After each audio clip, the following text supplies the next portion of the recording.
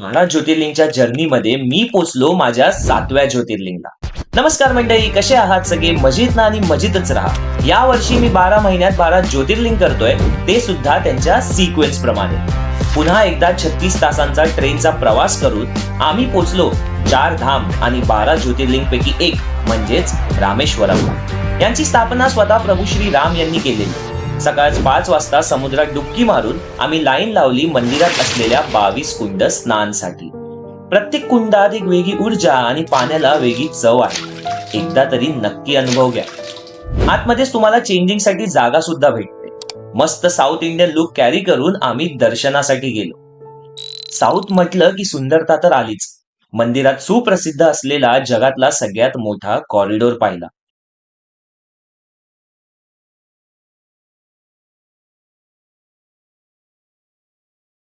बाहेर आलो, चेकआउट केला आणि आम्ही गेलो भारताच्या सगळ्यात मोठ्या इतिहासाला जवळून पाहण्यासाठी.